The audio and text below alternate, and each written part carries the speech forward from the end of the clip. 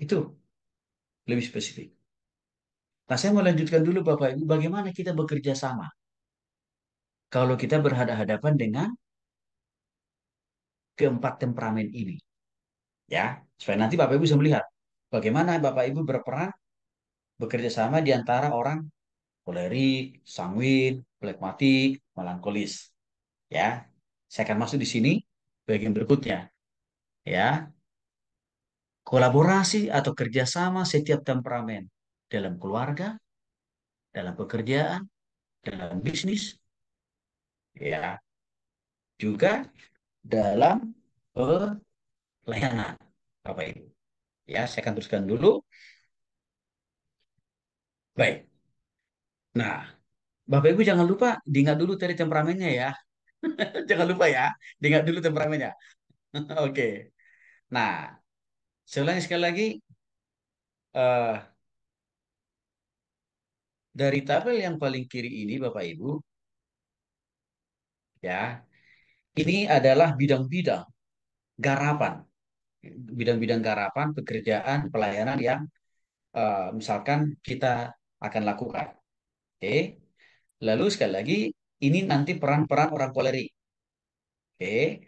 Lalu di sini nanti bagaimana kita melihat peran-peran orang sanguin dalam dalam satu bidang pekerjaan tertentu atau ya dalam satu bidang pekerjaan tertentu. Lalu nanti bagaimana peran orang plekmatik ya dan juga orang melankolis. Baik, kita mulai dulu. Dalam memberikan nilai atau dampak kontribusi bagi tim, peran orang kolerik dia akan lebih banyak mengambil prakarsa. Maka orang sanguin, plematik, melankolis jangan tersinggung. Kalau di kelompok itu misalkan ada tiba-tiba orang katakan, ayo kita kumpul. Jangan tersinggung. Ayo kita mulai dari mana ini? Ayo, ya, supaya pekerjaan kita selesai, saya ketuanya ya. Jangan tersinggung. Memang kalau di kelompok, di tim, itu orang kolerik memang temperamennya di situ, kelebihannya di situ. Artinya, kalau kita menemukan ada orang yang begitu, jangan dihalangi. Jangan kita iri gitu loh. Tapi justru apa? Oh, baguslah. Kalau begitu kamu yang jadi ketua. Langsung didukung aja gitu loh Bapak Ibu. Oke, paham ya? Nah, terus, ya, bagaimana peran orang sanguin? Dia akan berusaha membangun hubungan dengan semua anggota tim. Ya, dia akan mengatakan, ayo kita lakukan, kita kerjakan, kita semangat ya. Gitu. Lalu bagaimana peran orang pragmatik? Dia akan bilang, oke bagian ini nanti akan saya kerjakan ya. Bagian ini akan saya tuntaskan. Peran orang melankolis, dia akan katakan, untuk hal-hal yang detail, hal-hal yang spesifik, saya akan kerjakan. Coba Bapak Ibu bayangin, kalau kita sudah paham ini di dalam sebuah rumah tangga, dalam keluarga, dalam kerjaan tim, pelayanan, enak banget kan dalam melayani bersama itu. Oke, kita lanjut bagian kedua.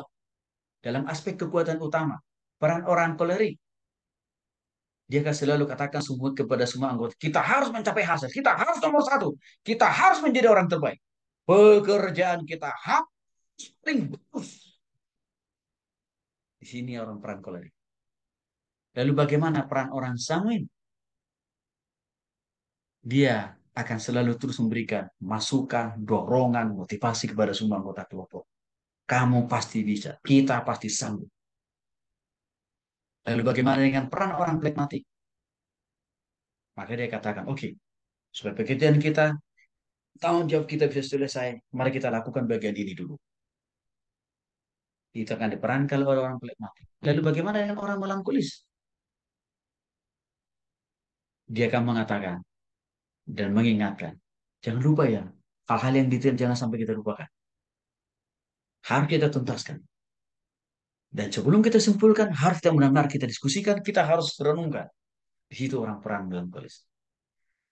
Nah, kalau sedang menghadapi masalah tantangan dalam sebuah tim, ada kelemahan nih dalam semua tim. Maka apa peran orang kolerik? Ya, kecenderungannya nanti saudara akan menemukan dia tidak sabaran. Maka mulailah di sini orang kolerik apa? Ngomong semau gue. Sehingga tidak lagi memperhatikan perasaan anggota timnya. Karena kenapa? Karena sedang panik dia. Jadi jangan kaget Bapak Ibu. Kalau menemukan, loh, tiba-tiba suami saya kok jadi marah-marah begini. Itu dia sedang kalut menghadapi masalah yang sedang dihadapi. Oke. Nah, di mana peran orang sanguin? Ya, terpengaruh. Tidak memperhatikan fakta-fakta detail. Nah, ini dia mulai nih. Orang sanguin mulai goyah, mulai labil dia. Ya, karena kan sedang menghadapi masalah kan. Mulai labil dia.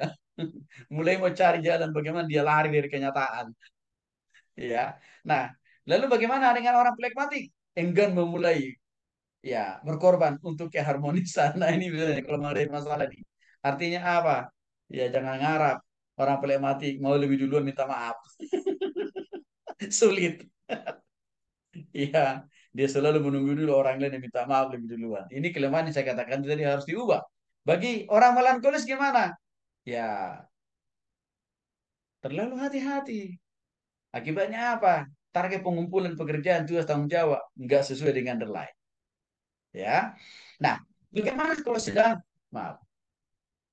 Bagaimana kalau sedang menghadapi kondisi ya didorong oleh ya ini ya motivasi penggeraknya apa? Orang kolerik dalam sebuah tim ada hasil, ada tantangan, gak ada takut dia dan dia langsung coba bertindak. Orang sanguin dalam tim ya pendorongnya apa? Oh, nanti kita akan dapat nilai yang bagus, kita akan dapat pendapatan apa gaji yang lebih besar kan gitu ya. Kita nanti akan dikasih apa hadiah A B dan C lah. Ah, itu dia pengen, itu yang akan memotivasi dia itu ya. Atau misalnya wah kita nanti akan lebih bisa lagi diterima orang, diapresiasi orang, dipuji orang lagi gitu. Nah, bagaimana dengan orang plekmatik? Nah, dia akan terdorong karena apa? Ya, karena dia akan merasa dia punya teman, ya, juga apa? Ada penghargaan. Melankolis, ya, didorong oleh apa? Ada pekerjaan yang dilakukan itu memang sungguh-sungguh benar, tapi juga berkualitas. Nah, dalam hal masalah memanage waktu, orang kolerik efektif menggunakan waktu, ya, efektif menggunakan waktu, nggak mau membuang waktu, ya, sehingga setiap apa yang dikerjakan lakukan harus tuntas, harus ada hasil. Maka seringkali orang kolerik dalam hal memanage waktu apa? Suka langsung dia. Nah, dalam hal ini saya katakan tadi kadang-kadang karena suka terlalu selalu langsung gitu ya. Kadang-kadang ya cara komunikasinya pun selalu langsung. Akibatnya cenderung tidak mau menjaga perasaan orang gitu ya. Nah, lalu di peran orang sanguin dalam mengelola waktu. Oke. Ke depan cenderung cepat semangat untuk hal-hal yang baru. Artinya begini Bapak Ibu. Di awal sih bagus sih. Ayo kita harus bisa.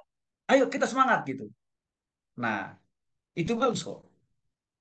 Ya, bagi peran seorang sanguin dalam sebuah kelompok.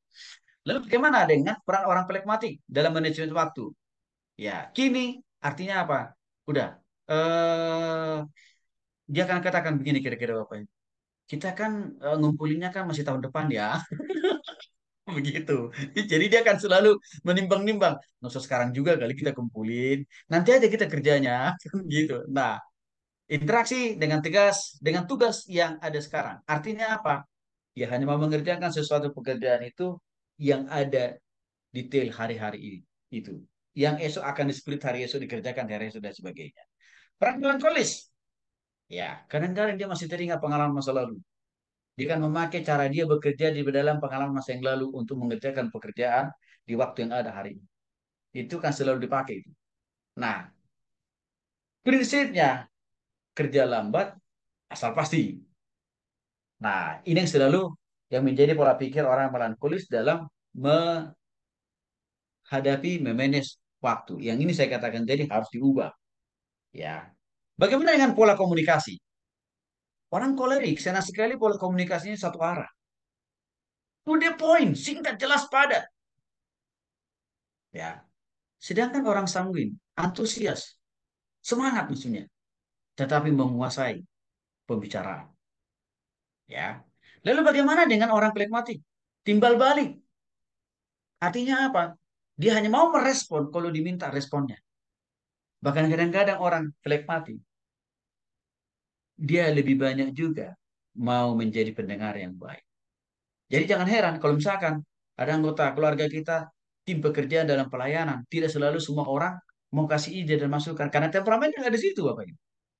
Oke, bagaimana dengan orang melankolis dalam berkomunikasi? Orang melankolis, pendengar yang baik. Artinya apa? Dia hanya mau mendengarkan kalau itu hubungan dengan tugas dan pekerjaannya. Kalau tidak ada hubungannya tugas dan pekerjaan, dia nggak mau dengar ya. Karena bagi dia, buang waktu. Ya, dalam hal pengambilan keputusan, orang kalorik, ya kolerik, ya harus ada tujuan dalam pengambilan keputusan. Artinya begini, orang kolerik kan mengambil sebuah keputusan kalau sudah pasti tujuannya apa. Kalau sudah pasti ada hasil yang mau dicapai. Itu dia. Beda dengan orang-orang sanguin dalam mengambil keputusan.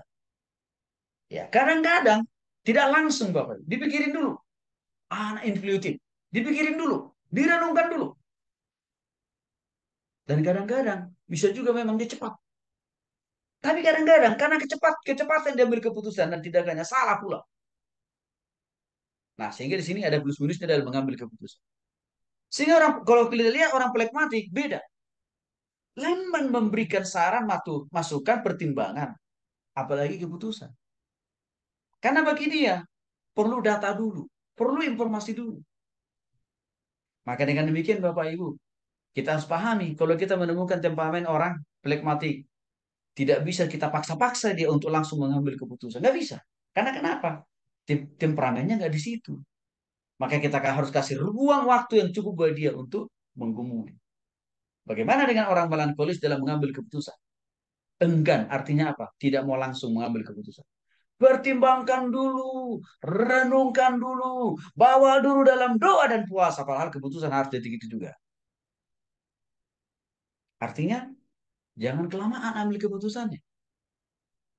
Memang pertimbangan mereka seringkali mengatakan, tapi kan kami perlu fakta dan data-data dulu. Setuju. Tapi kan tidak selamanya kita bisa mendapatkan daftar fakta yang banyak.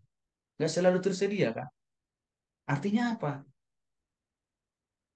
Ada orang mengatakan begini, jauh lebih baik kita mengambil keputusan daripada tidak mengambil keputusan. Karena akan lebih berbahaya kalau kita tidak pernah mengambil keputusan. Kalaupun waktu kita mengambil keputusan ada resiko, tapi kita masih bisa menghadapi resiko itu sendiri. Daripada tidak mengambil keputusan.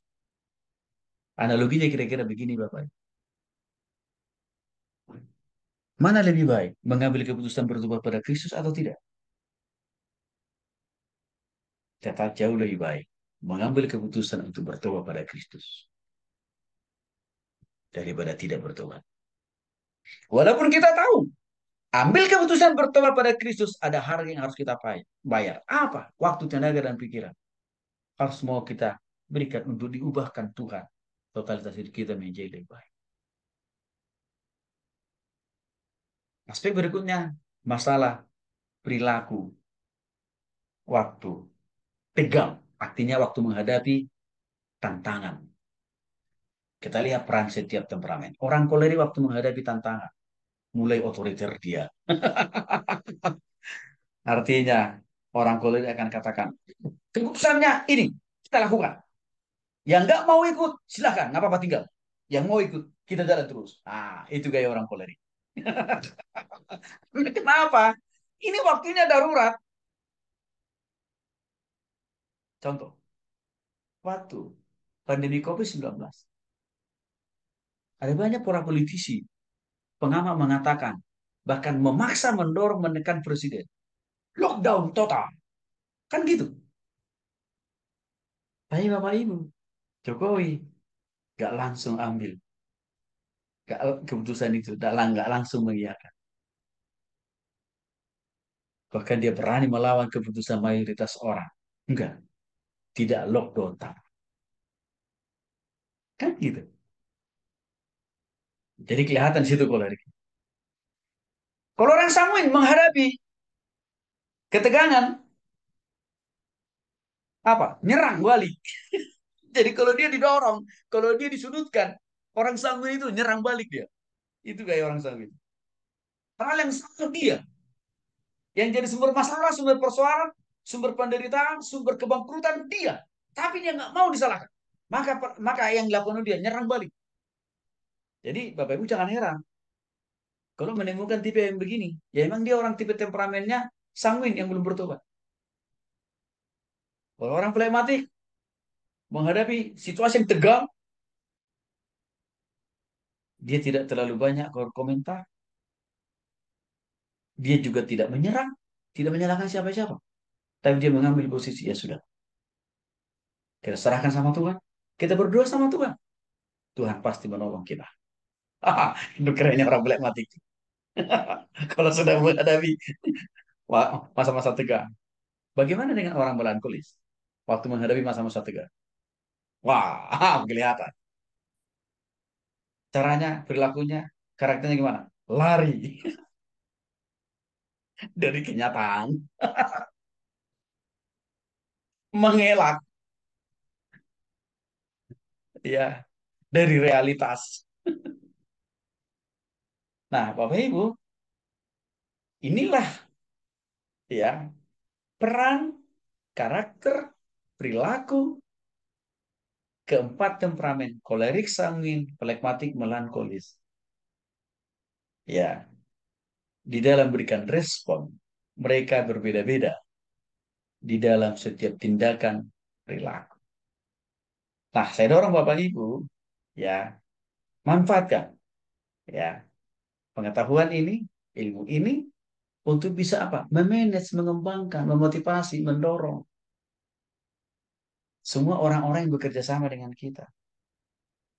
Maka dengan demikian kita tidak perlu menolak, kita nggak perlu memusuhi sesama kita Bapak Ibu.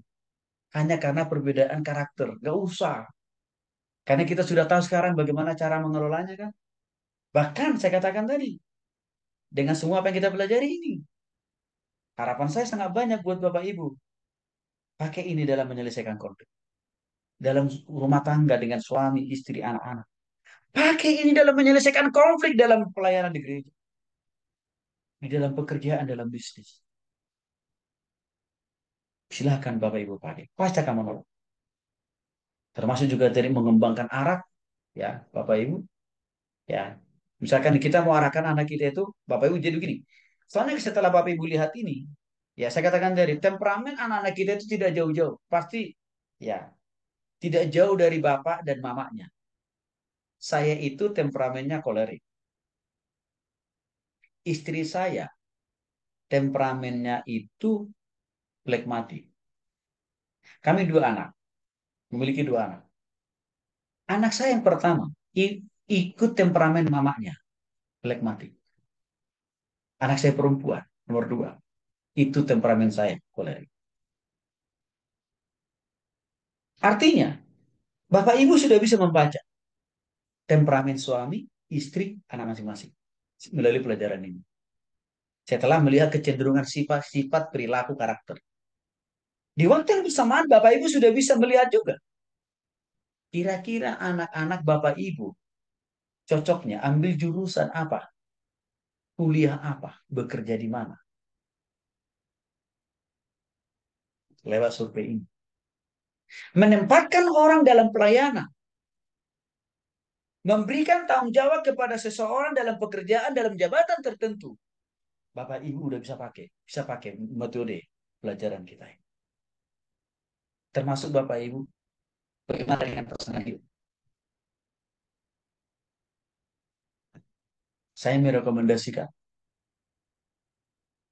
bagi pasangan muda-mudi yang mau berumah tangga, sebaiknya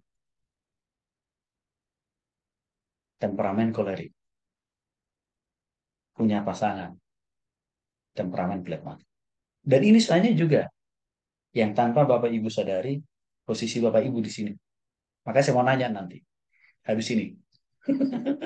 Oke ya. Sebaiknya yang punya temperamen sanguin, sebaiknya rekomendasi saya, saran saya, ya mendapatkan pasangan melankolis. Terserah apakah suaminya atau istri. Nah, sebelum Bapak Ibu bertanya, saya akan langsung jawab dulu. Nah, sering kali ada pertanyaan begini, Kak Tony, Tuhan Yesus temperamennya yang mana? Begitu ya. Jangan-jangan temperamen saya, plekmatik. Atau jangan-jangan melankolis itu Tuhan Yesus. Atau jangan-jangan kolerik. Atau sanguin. Tuhan Yesus di atas dari semua temperamen ini. Iya, Tuhan Yesus di atas dari semua temperamen ini. Artinya apa? Tuhan Yesus itu juga ada koleriknya. Tapi tidak ada sifat negatif kolerik. Yesus enggak. Yang ada sifat positif kolerik Yesus. Yesus juga punya sifat positif dari plekmatik. Dia penuh belas kasihan, perhatian. Yesus juga punya sifat ya temperamen sanguin yang positif. Dia juga adalah seorang pengkhotbah yang luar biasa kan Bapak Ibu? Ya. Dia kan juga seorang pengajar yang luar biasa. Dia juga orang speaker yang luar biasa. Tuhan Yesus juga orang yang sangat ya teliti. Artinya apa?